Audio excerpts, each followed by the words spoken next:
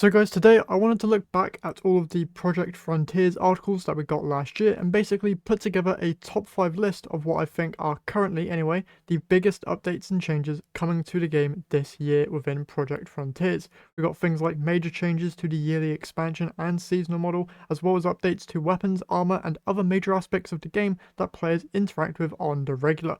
But before we get into it, as always, if you're going to enjoy this video, if you could leave a like and subscribe to the channel, I would very much appreciate it. And with that all said, let's start by looking at the huge changes coming to Destiny's expansions and seasons. So I feel like a good place to start is of course by talking about the changes we're going to be seeing in terms of the expansion structure that we're used to, as well as the seasonal model in general.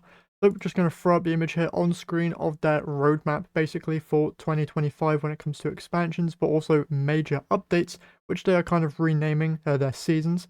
How this is basically going to work is that at the start of the expansion of Apollo, which is going to be coming summer of 2025, they'll also be releasing a major update at the same time. These major updates will be free to all players, whereas the expansion, codename Apollo, will be paid most likely, like normal expansions are.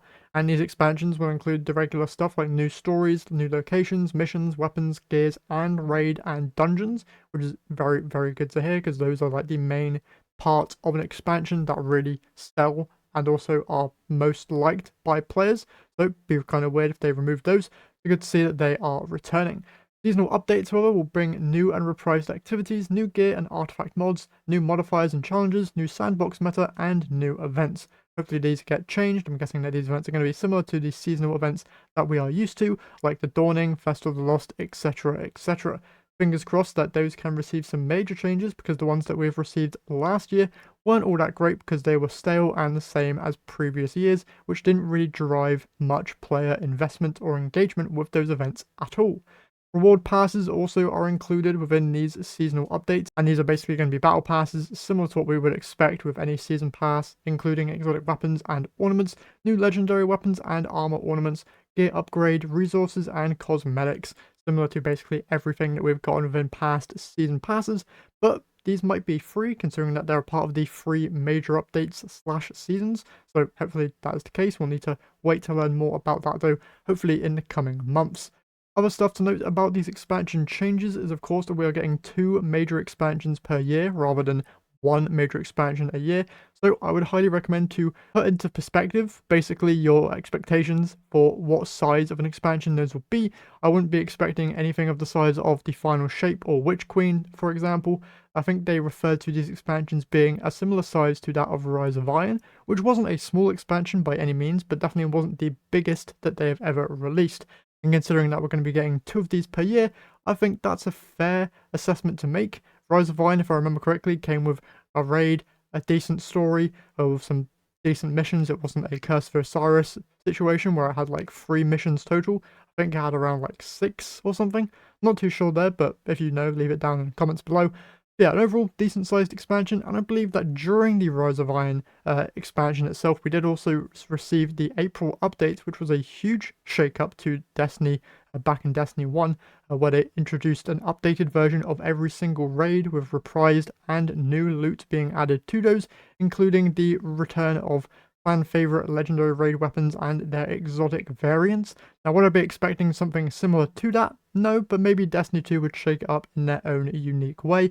Fingers crossed for the return of fan favorite events like SRL. And if you want to learn more about the expansions and seasonal model changes, I'll have linked in the description the article where they go in depth fully on these new additions and updates. Next though, let's go on to talk about another huge update coming, that being the player portal. So if you've ever looked at the Destiny 2 destinations tab and have just been absolutely confused or just lost, the portal here seems to be their main way of fixing that as your one-stop shop screen for basically everything in the game.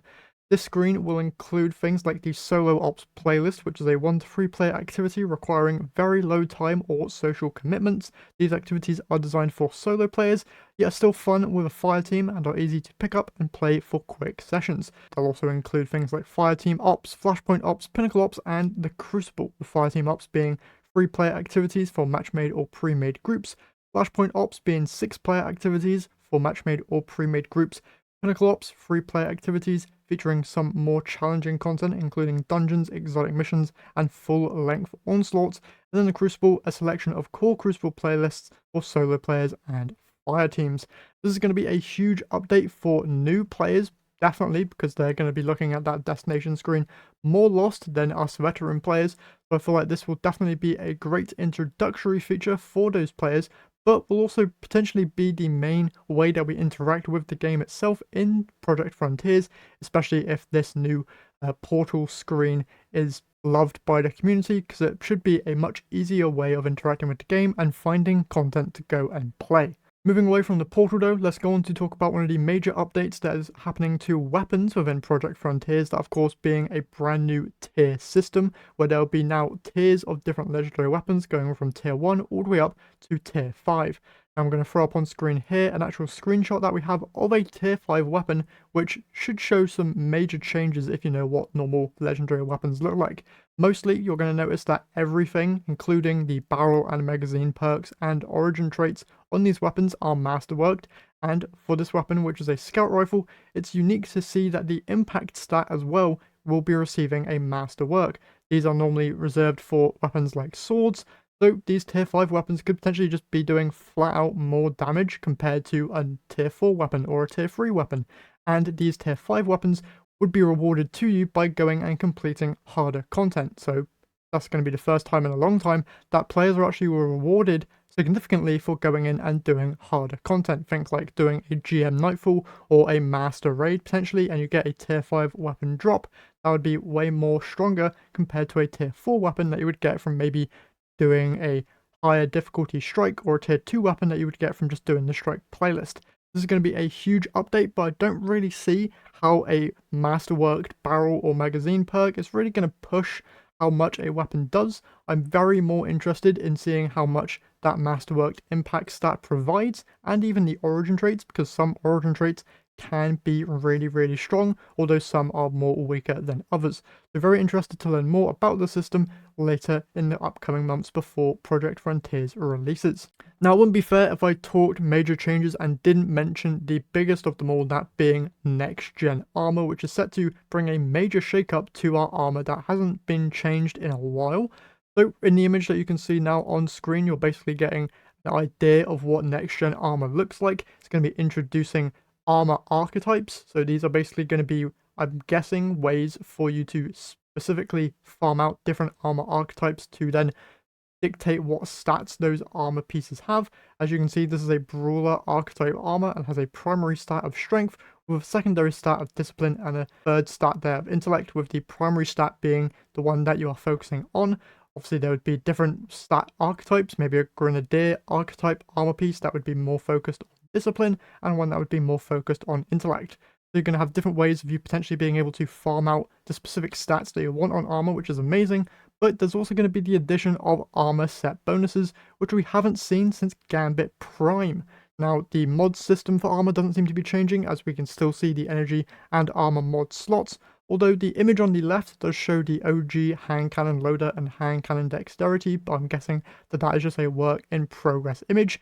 And we can also see that this armor set on the left hand side anyway has only 3 stats rather than the normal 6, although we can see 6 stats over on the right hand image, so I'm once again taking that with a grain of salt and it just being a work in progress image. But set bonuses is a major return. Like I said, we haven't seen it since Gambit Prime, and if you remember back in Gambit Prime, these were 4 different armor sets that basically gave you a bonus depending on what part of the Gambit match you were interacting with more. You would have your invader set, which gave you a bonus if you were wearing it when you invaded, and stuff like that. And if we scroll down a little bit on this, we actually do get a preview of some potential armor set bonuses. So one that stands out to me is the Vanguard Operative armor set bonus, which as a 2-piece reward would give you the perk that activating your grenade will give you and nearby allies damage resistance against combatants. But if you wear 4 pieces of the Vanguard Operative, you'll also get defeating champions with finishes, generates special ammo for you and your fire teams. This is going to be a huge update, especially since you can pair 2 different 2 pieces of armor sets, or you can go all the way for the 4-piece to really max out your desired builds, which is going to be so fun to interact with. And I know a lot of you are quite fond of the armor sets that you have already, they do mention that some of your older armor will be updated to the new next-gen armor system, although they won't come with set bonuses. So the idea is basically your armor's still going to be relevant at the beginning, but then once you farm out the game a bit more and get some of this newer next-gen armor with set bonuses, you'll slowly be replacing some of the older armor pieces that you have. So don't go deleting all your armor thinking that's going to be completely useless, because it's still going to be quite useful at the beginning of Project Frontiers. And then to round off next generation armor here, there are two final points that I want to bring to your attention. First off, every single point in your stats are now going to matter. So you're no longer going to need to get to every 10 points of a stat granting you a benefit. Now every single individual point will grant you a benefit, which is absolutely amazing. And you've probably noticed in the bottom right here that the Titan on screen has 150 discipline and 200 strength. Well, that's actually intended and isn't a waste of stats, because now discipline and strength will be getting an additional benefit. Well, basically every stat will be granting an additional benefit whenever you get it over that 100 mark.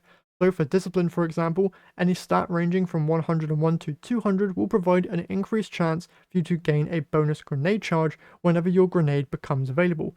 Same thing for strength, providing an increased chance to gain a bonus melee charge whenever your powered melee becomes available, and other stats like that. They didn't really show off anything else other than the grenade and strength, but very interesting thing to keep in mind nonetheless. And then to end off here, I of course have to talk about the huge changes coming to both raids and dungeons. They give a TLDR here in the article that they wrote, so I'm just going to read that verbatim to give you a basic idea of what's coming.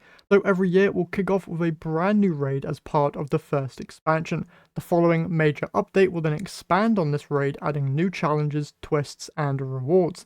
The second expansion each year will deliver a new dungeon with an expanded reward offering. The fourth major and final update of the year will launch an event that leverages legacy raid and dungeon content along the lines of Pantheon.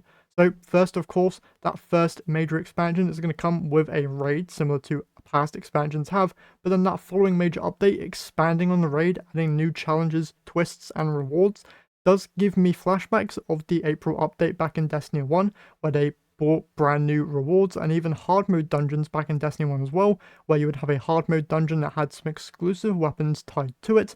And then back with the April update for going into those harder raids, you of course had the additions of the ornaments for the armors and the exotic variants of the legendary weapons as well. Here's hoping that the twists and extra challenges are actually worth the rewards though, because that will be a huge dictator on how much time is spent in these new raid updates.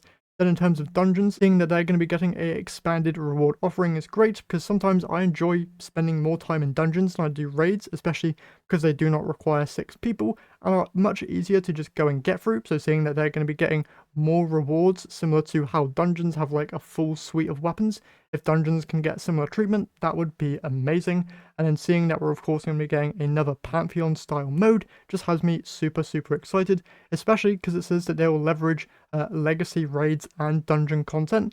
So they could potentially be bringing back older D1 raids or Destiny 2 raid layers that aren't in the game currently, and I feel like that would be an amazing opportunity to bring some of those activities back from the grave, as it were. And those are just my top 5 biggest changes coming. If you want to read through all the articles that I've quickly mentioned in this video, I'll have them all linked in the description so you can go and read through all the changes yourself. And obviously we're going to be getting even more information in the upcoming months before the launch of the first expansion, that being codename Apollo, in the summer of this year. And that's basically everything that I wanted to talk about here today. If you have enjoyed, as always, be sure to leave a like and subscribe if you want to stay up to date on everything Destiny 2. I'll be trying my best to keep you guys up to date when new stuff releases, so definitely keep an eye out on my channel for that content. But yeah, that's it from me here today. Hope you enjoyed, and I'll catch you guys in the next one.